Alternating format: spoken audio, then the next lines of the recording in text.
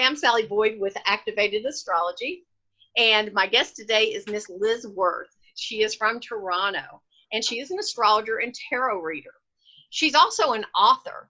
She has written 2 books. Actually, she's written a 3rd book, but the 2 books that she's written on tarot are Going Beyond the Little White Book and The Power of Tarot.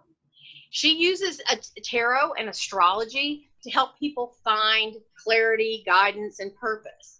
So Liz regularly offers workshops, and she does seminars on tarot and astrology and ritual.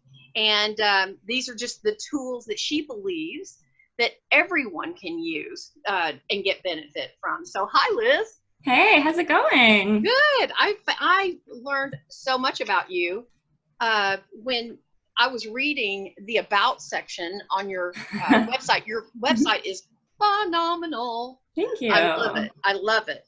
But I learned so much about you. You were a punk rocker girl. You wrote a book on punk rock. I did. Yeah, that was my first book. It came out actually 10 years ago this December. My first baby is 10. Yeah.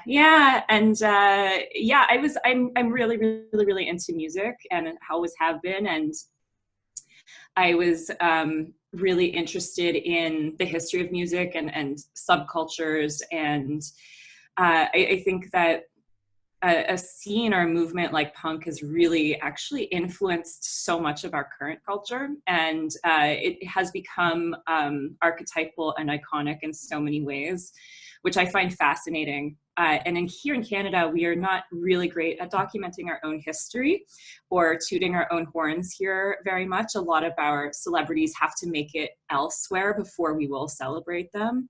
And so, when I found out that there had been a scene here in Toronto that was similar to what happened in New York and London around punk in the 70s, I thought that's the book I want to write. I want to find out what happened. So that's what I did. Wow, you just did it. Mm-hmm. So do you always do that? Like, just, I'm going to do it. And so then you just do it. I mean, I'm an Aries, so I would say, yeah, that's. Okay, got it. I got it. Yeah, I'm kind of like that too. But if I decide I'm going to do it, it's going to happen. Yeah. How successful it is up in the air sometimes. But yeah. I can tell you that if I decide I'm going to do something, I'll just do it. So I think that there's a lot of people there that kind of get stuck in that rhythm where they can't move forward. And I do think that has a lot to do with their divine blueprint, their astrological blueprint and the sign that they're in. You do too, of course. Mm-hmm. I'm really excited to talk to you a little bit about how you use tarot and astrology. Let me tell you my experience with astrology. Okay, because I live down here in the Bible Belt in Texas, tarot is kind of, it's kind of hidden away, right? It's kind of, like, do I dabble in that or do I not, right? Mm-hmm. And so for some reason, I never, dabbling in anything, well, not anything, but dabbling in most things never bothered me. But for some reason, tarot always scared me a little bit. And I don't know if it was the scary pictures or the illustrations on the card, or if I felt the energy coming from the deck too much and it was overwhelming me. Mm-hmm. But my sister, who, God rest her soul, she's passed away. My sister, who was a Pisces, and I think she was an empath, definitely, she was into tarot, and I don't think she ever really accomplished reading for others, but she always wanted me to, learn and get into it with her. And I remember she had a real ritual about how she would put her cards into a special scarf and put them on a special place and had certain things around them. It was very ritualistic about, how she did it and how she would touch her deck. And she didn't mind me touching her deck, but she didn't like a lot of other people touching her deck. Can you speak a little bit to that? Mm-hmm. To the ritual around tarot, or the rituals that people create around them? Anything. I can speak to all of those things. Okay. Okay, let's go back first to some of the fear and the hesitation that can come up around tarot. I think sometimes the images on tarot are a little bit unsettling, right? It has these really dramatic images. One of the things we have to be mindful of when we're working with tarot, especially if we're using more traditional or classic decks, like the Rider-Waite-Smith deck, for example, you know, the artwork we see on tarot came out of medieval Europe. And that was an intense time, right? And people were very, very superstitious at that point in history.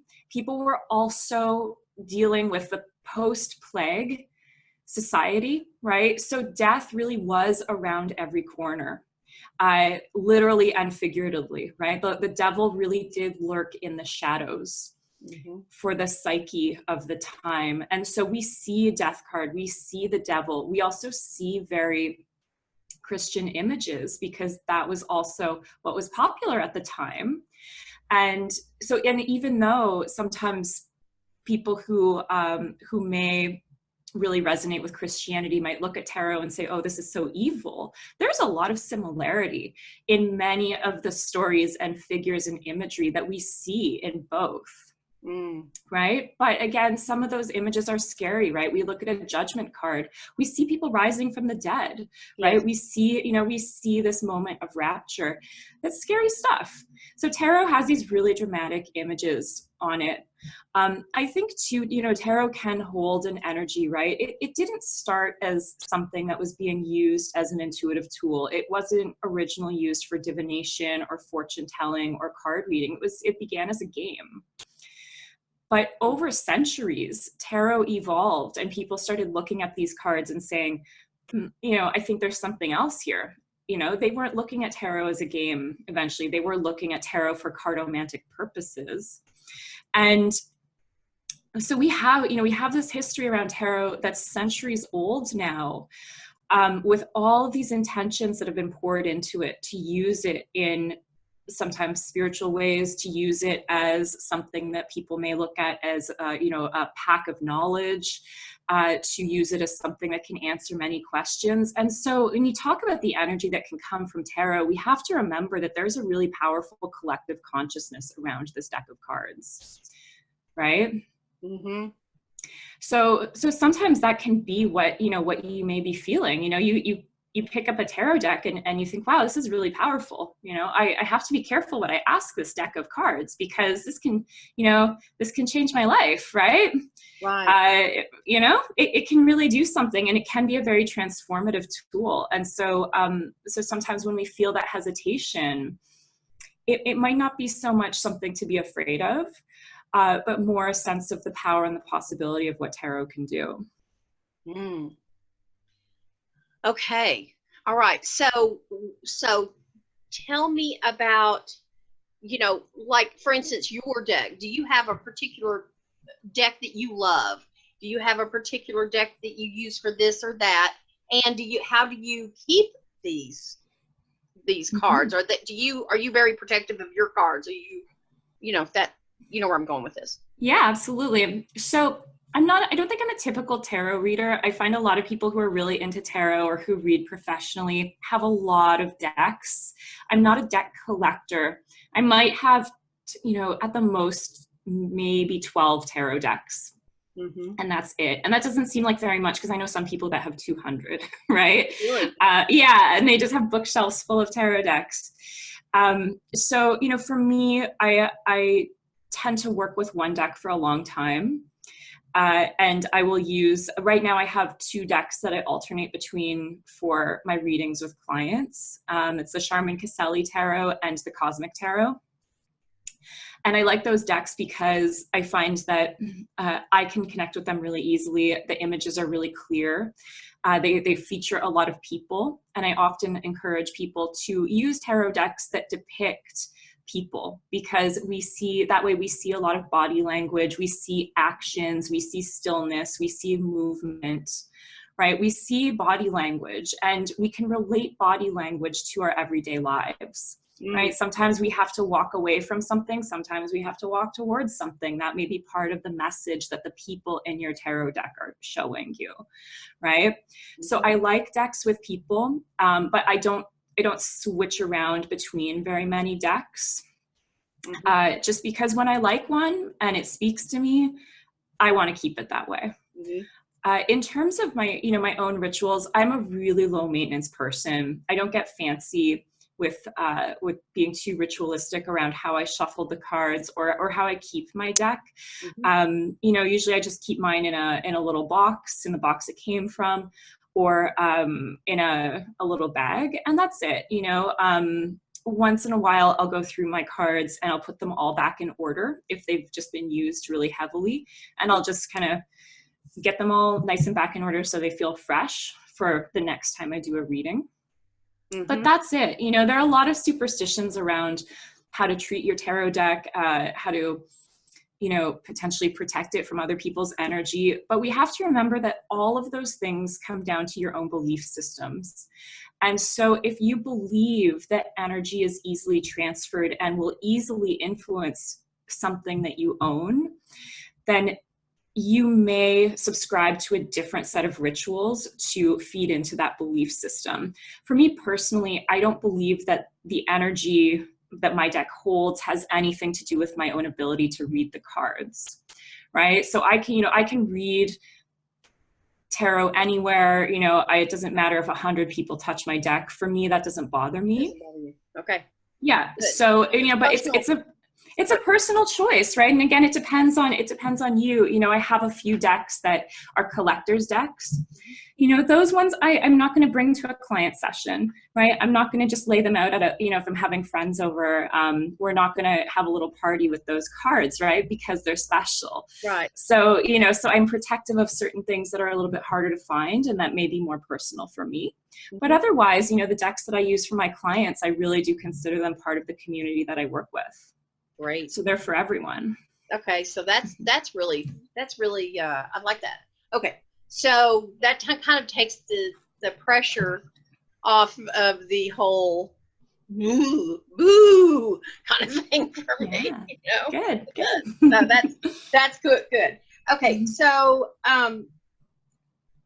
so next I really wanted to ask you why so many astrologers use tarot and tarot readers fold into astrologers. What's the thread there? Is it just one speaks to the other, or does a card, each card specifically like align with, say, the death card? Does it specifically align with, say, Pluto or something? Because Pluto is transformation and death and stuff like that. Yeah, this is a really good question, and it depends in terms of connecting cards and corresponding them to different planets. This really depends on the type of tarot techniques you want to use and who you're learning tarot from. So when tarot was evolving from being a card game and was becoming popular throughout the 17th century as an occult tool or an esoteric tool, there were occultists in Europe who started to make different correspondences to tarot, right? They started to correspond it to Kabbalah, for example, even though there's no historical evidence that tarot and Kabbalah go together. Throughout history, we've also seen correspondences to different planetary energies, right? When tarot became, again, reborn into the 19th century, we saw the Golden Dawn, right? Really famous esoteric society, also taking, all of these ideas and correspondences that had been built into tarot throughout the 17th century, and they kind of kept them going and perpetuated them and started to sometimes recorrect tarot, right, and bring their own ideas into all of these connections. But they really started to talk about kind of tarot not just being a deck of cards, but also being attached to astrology, being attached to Kabbalah, being attached to these other systems. Now, the thing with that is it really complicates tarot, right? And it prevents us from just being able to use tarot for what it is, right? To connect with the cards themselves, to allow ourselves to look at the images, to create a narrative from what we're seeing. And it can really convolute the process. And so, and again, there's no historical evidence that tarot and astrology are connected, right? If you study astrology, you'll know this, right? You know, if you look back thousands of years into astrology, you know, people were looking at the sky when they were building astrology. They weren't looking at a deck of cards and finding these correspondences between the two. So I'm always hesitant to use those correspondences to planets. And I have, you know, not just for the historical aspect of it, but also because astrology is a movement, right? It teaches us that everything is in motion all the time. And so to take a tarot card and say, you know, this tarot card is a certain planet, really implies that the planets are fixed. And the planets are never fixed. They're always in motion. And their energies are always different. And every generation, we experience completely different planetary energies than the generation before us. And tarot can't really do justice to the motion of the heavens. So I'm very careful about putting those two together in that way. The other tricky aspect to it is that, you know, we're always discovering new things within our universe, right? So when correspondences were made to tarot cards and planets, some of our planets had really yet to be discovered, right? The Rider-Waite-Smith deck was published in 1909. Pluto wasn't even discovered then, right? So we also have to account for the fact that we have 78 tarot cards, but we have thousands of celestial bodies, and we're always introducing new things into astrology, new energies into astrology, right? So we don't always know where astrology will evolve to. And we can't assume that these two things can always fit together like that, but they can complement each other. And I think that if you know tarot, then astrology can be something that you can easily start to adapt and adopt into your practice, and vice versa. You know, we see the same elements of earth, air, fire, and water in tarot and astrology, right? So we're working with very similar energies. We're working with natural energies. Astrology helps us to understand the cycles and the seasons of our lives. And tarot can do very similar things. And I've had clients sometimes who will have an astrology reading, and then a few months later, they'll come back for a tarot reading, and the messages are very similar. Why are they similar? Because at the end of the day, we're all connecting to the same universe. It doesn't matter what tool you use to connect to that universe. Your life and your path will come up in the same way, whether you're doing palmistry, you're reading runes, you're reading tarot, you're doing astrology, whatever it is, right? We're all, at the end of the day, still speaking through the same language and connecting to the same energies, no matter how our tools look, or no matter what techniques they may use, right? So, you know, I think that we can really, again, think of these two as complements to each other, but respecting that they're also different systems and that they work differently, right? When you're reading cards, you're not reading the sky the way you are when you're doing astrology, right?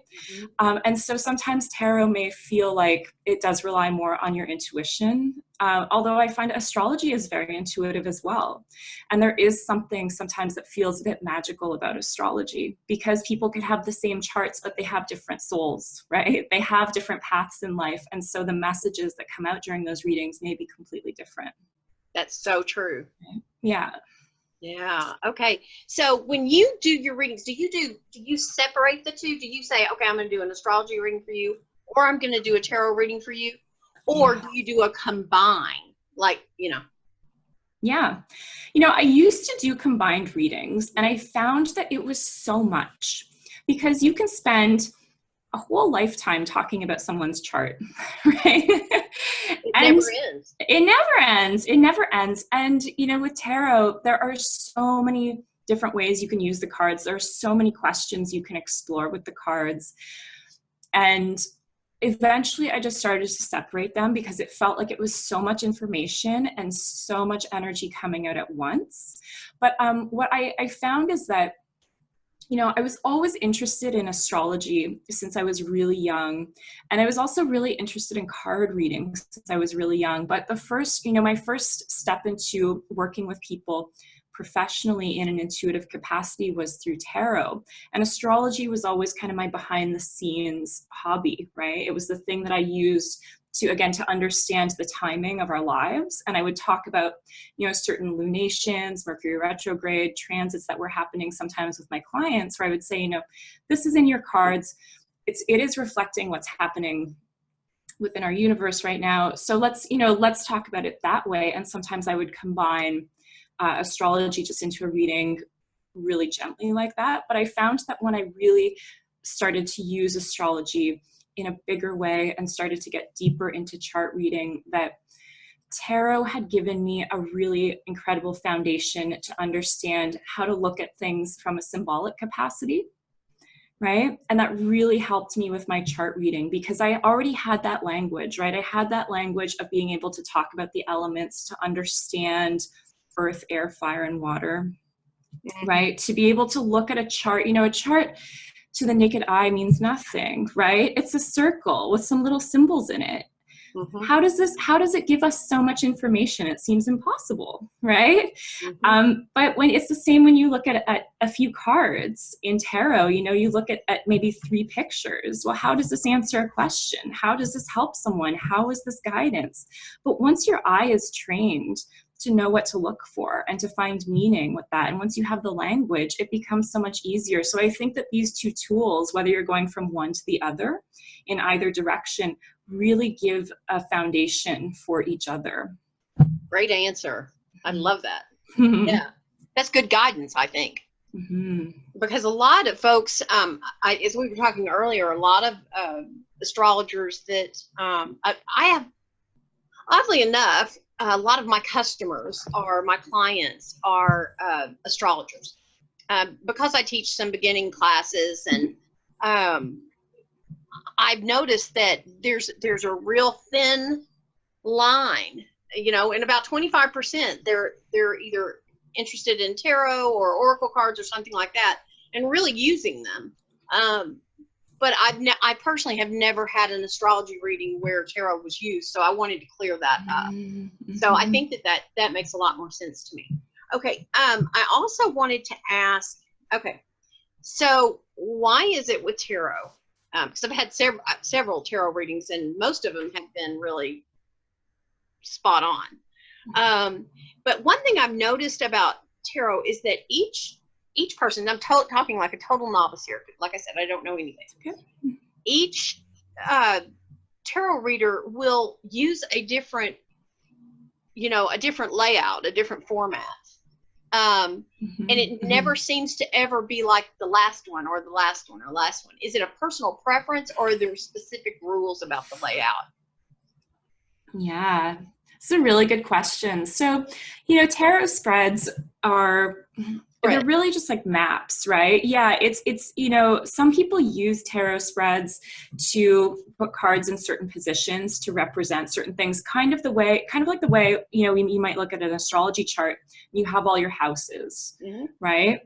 And you see, you know, if a planet is landing in a specific house, that it's going to be speaking to very specific aspects of your life. Okay. It's the same thing with the tarot spread. You know, if it lands, say, in a position that may represent a challenge, then that card is giving you details around what that challenge is. Oh. Okay. Right? Yeah. Now, everyone has their own style with tarot. And I think one of the things that can be sometimes harder to learn in regards to tarot is that there isn't one way to do it. Right? And so, you know, it's something to be mindful of, even as I was saying earlier, you know, that some people will teach, say, Kabbalistic or astrological correspondences within the cards. Not every tarot reader does that. Not every tarot reader believes in those things, right? Not every tarot reader teaches those techniques because they come from a really specific esoteric background. And not everyone wants to use those things. Some people want to read tarot in a different way. They see it as having a different purpose, right? And it's the same with tarot spreads. Every tarot reader will have, you know, maybe certain tarot spreads that they rely on, that they find really helpful in most client situations or to answer most questions that people will bring. And then other tarot readers don't use spreads at all, right? I've done both. Most of the time, I just lay down 3 cards and I just go from there. And I let those cards answer the question and I don't use a position. But that's because a lot of the times my clients come with a lot of questions, right? They'll come with a list of, 5 or 6 things they want to cover in an hour. And it's a lot to get through. And so, say, well, okay, we can cover it all, right? And we'll just pull a few cards for every question until we're done. And that way they get something, really specific, and they leave with some tips and some guidance around the exact things that they wanted to know about. Okay. Yeah. That makes it clear. I've had a reading where somebody puts down 3 cards and then they'll put down like another 2 or 3 cards. Yeah. As you ask a question. So I think that's that rings a bell now. Okay. So that's a great question. Or a great answer. Okay. So let's say someone out there is wanting to know how, they have their tarot curious, Mm-hmm. and they want to start, but Mm-hmm. but it's daunting. Like I've bought a couple of tarot decks before, and it's like, oh my gosh, this is so. I don't know how I'm going to get through this, and I don't. I just don't. But So what's the easiest, best first tip for a brand new beginner out of the box? Mm-hmm. Mm-hmm. The first thing that I would say is, don't try to read the cards right away. I know that that's the temptation, right? And so many of us make that mistake. And I did the same thing. I remember when I got my first tarot deck, and I was about 17, right? And I thought, I'll just buy this deck and something's going to happen, right? Because that's kind of that's the way tarot seems to be marketed to you in the movies, right? Something's just going to happen. I'm going to have some kind of vision. Yeah. And, you lay the cards down and nothing happens. And it's so anticlimactic, right? So true. Yeah. And then you have this little booklet that comes with it. And a lot of the times it gives you one word for every card or something. And so it's very confusing, right? So I always say, first, when you first get a deck, be mindful of the kind of deck that you're getting, right? I really recommend, again, that people start with decks that have people in the pictures. There are so many beautiful tarot decks out there, and we live in this time where there are more tarot decks available to us than ever. Mm-hmm. But some decks are sometimes better for people who are intermediate or advanced readers, right? And some are better for beginners. And I think that decks that feature people are really ones that are best for beginners. Even starting on the Rider-Waite-Smith deck, even though, I know not everyone loves that deck, but it is a really classic deck, and a lot of modern decks are built off of that one. So if you start there, you're getting some kind of foundation as to where modern day tarot has come from, right? Mm-hmm. And then as you understand the rules, you can evolve a little bit and break some of the rules, right? But first, it's good to sometimes start with a deck that's a more classic one, just so that, again, you understand where it's coming from. Mm-hmm. And instead of, taking out the cards and shuffling them up and trying to read them right away or expecting something to happen, take those expectations off yourself altogether, right? So, admit this is a new thing. Mm-hmm. It does take time to learn. It takes a lot of practice. It takes a commitment. I would say don't even expect to be fluent in tarot within the first year. Right? I think that, that's super correct, to be honest. Yeah. It takes a lot of time. And instead of trying to read them right away, I say take all of your cards out and just look at them. Take time to look at the pictures, look at each one, lay them out in order, and just really start to train your eye to get familiar with the images first. And that will really help you, right? Because once you start to get familiar with the images, you're less likely to do a reading for yourself and then feel really thrown off when you see a card you haven't seen before. Right? Get to know what's in there first. Mm-hmm. It sounds really boring and it's not really exciting, right? Because again, we buy tarot because we want to read tarot and we want to be able to use it. But I say really ease yourself into it. You'll have a better relationship with your deck if you take your time with it and you allow yourself to be patient. Mm-hmm. You know, I think it's probably kind of like muscle memory. Mm-hmm. Because, yeah.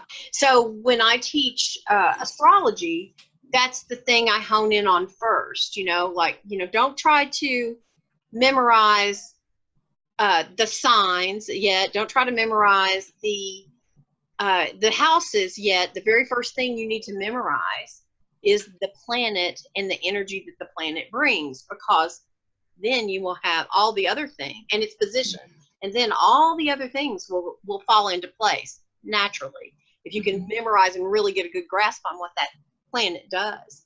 Mm-hmm. And so I think what you're saying is that, you know, if you just keep looking at it and memorizing what that is and what this is, then, and what they mean individually, then yeah, that makes a lot of sense to me.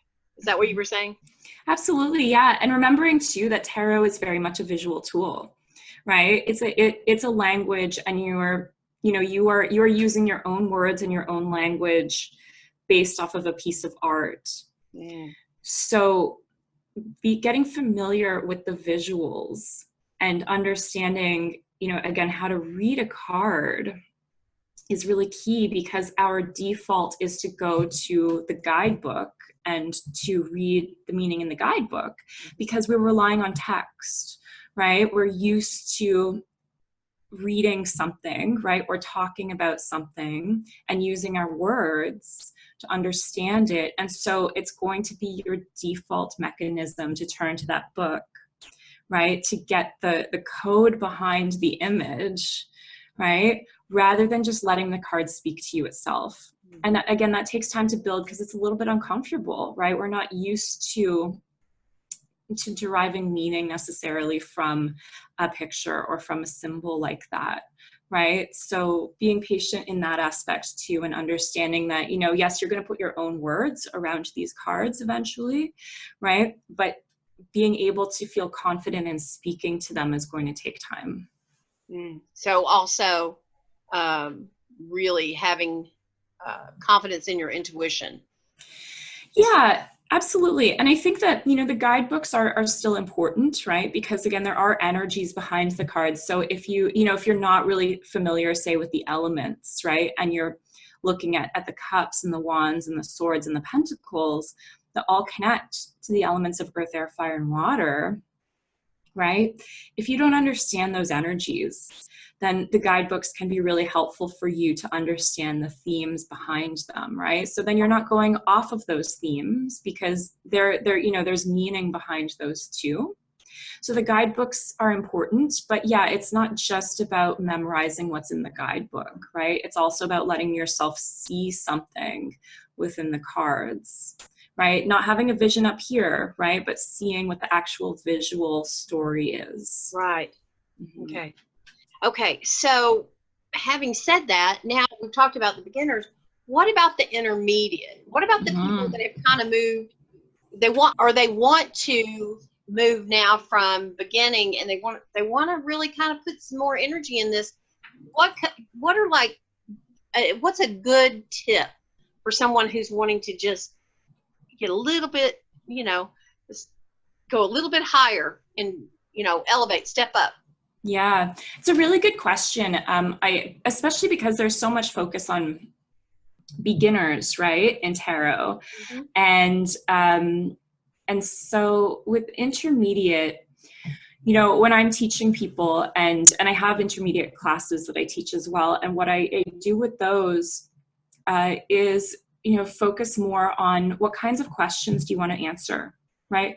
What do you really want to be using tarot for? If you already have a confident grasp of the cards themselves, right? And you're realizing, you're not really relying on the guidebook as much anymore. That's really the time for you to start to think, what do I want to do with tarot, right? What kinds of questions do I still find difficult to answer? What kinds of questions do I want to be exploring with tarot that perhaps I'm not? How am I formulating my questions? Am I bringing the right intention into the cards? Because those are sometimes things you don't feel you have as much headspace to think about when you're just learning and you're looking at your cards and you're thinking, I don't even know what these mean, right? You don't have a chance to to get into more of the nuance, right? Mm-hmm. Of what you really want to get out of it. Mm-hmm. You know, it's also a really great time to perhaps start to work with bigger spreads, or if it feels a bit scary, it can to just let a few cards sit on the table and read them without any positions. That's also a great time to start to get into that kind of work, and just putting a little string of cards there and finding meaning within cards that don't necessarily have positions to guide you anymore, right? That's a good leap to take as well. Great. Mm-hmm. Great. Okay. Well, I would be remiss if I didn't just spend a little bit of time talking about astrology. Absolutely. And then we're going to get back to one more tarot question. But so right now, everyone is really focused. All the astrologers are, and I think obviously the energy is pulling us that way, to focus on this conjunction that's going to happen in January. So give me your thoughts on that. Yeah, I think 2020 is going to be such an interesting year, right? Because we have this conjunction, it's January 12th, right, with Saturn and Pluto, and then we have Jupiter and Saturn on December 21st, 2020, right? So we have these two conjunctions bookending our year. So interesting. You know, one of the things that I find really fascinating about this conjunction is that the last time these two planets met up was in 1982, right? Really, that was really early into the beginning of the millennial generation, right? That started in 1981 and ended in 1996, I think. So this is everyone from age 21 to 28, right? That was, you know, born during this cycle that's now coming to a close. And we're going to have this new cycle that begins with this next conjunction coming up. So for me personally, I'm thinking like the millennials are going to rise up. Like this is really the changing of the guard between generations, where these are young adults who are really coming into hopefully more spending power. I know it's so tough for us right now. I'm a millennial too, so it's so tough for us right now to think about buying a house or buying property or anything, right? But you know, hopefully it will be a time when there's a little bit of a change of the guard, where you know we can get a bit more of a piece of the pie, right? Or at least like a backyard or something would be nice, right?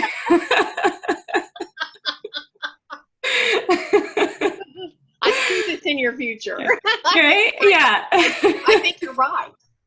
I do. Yeah. Think you're right. Absolutely. Yeah. And so I think, you know, I know that there's, you know, there are always questions when these things happen, right? We think about, you know, is there going to be some kind of trade-off? Is there going to be an economic downturn? Because this kind of energy can also be connected to that. You know, we always think about what we're going to lose when we look ahead in astrology, and there can always be this trepidation or this fear around it.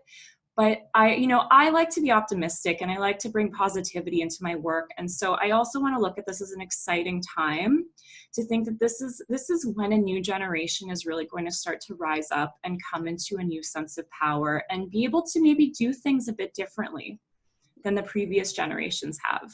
I love it. Yeah. I love it. Okay, so I wanted to tell me about. I know you've written books, and we can get those on your websites. And so in this video, below in the notes, you're going to find some links, and I encourage you to visit Liz's website because she is awesome. Oh, and I want to also bring up that you have a beginner's course that you're going to start in February. Yeah, in February. Yeah, Beginner's Tarot starts in February. And then for anyone who's interested in the more intermediate or advanced aspects of tarot as well, I offer courses in the spring and fall. So, you know, you can stay with me for the whole year if you want to, or if you just want to get a starting point, then you can join me in the winter. And if you're on my mailing list, which you can join at lizworth.com, then you'll be the first to find out when registration opens. Great. So we'll put the link to that in there as well, so you can join the mailing list. Liz, tell me, are they online courses? Yes, they Okay, are. so done in Yes. Zoom or something of that nature? Done on Zoom, yeah. So you can be anywhere in the world, you know, hop in from anywhere you like. Yeah, really easy. Everyone's welcome. Great. Okay, so it doesn't matter what your skill level is. You can take the wrapper off, and that's where we're going to start with the beginner course. You got it. Yeah, yeah. And I'm a very hands-on teacher, you know, so it's not like you're just left to your own devices in the process and left to figure things out. You know, if you have questions, if you need feedback, I'm there with you. So. Oh, that's wonderful. Liz, this has been great. I have thoroughly enjoyed this conversation. I know that my listeners will too. And man, you rock. Oh, thank you so much, Sally. This was so fun. And yeah, I can't wait to see what happens next year. Yeah, I know. Me too. I'm really Right? excited about it. I have my second Saturn return in February. Wow. Okay. Yeah, so I'm thinking that's probably going to be, something. So anyway, I'm looking forward to it. It's got to be better than the first one. All right, everyone. Blessings and stars from Activated Astrology. Have a wonderful day.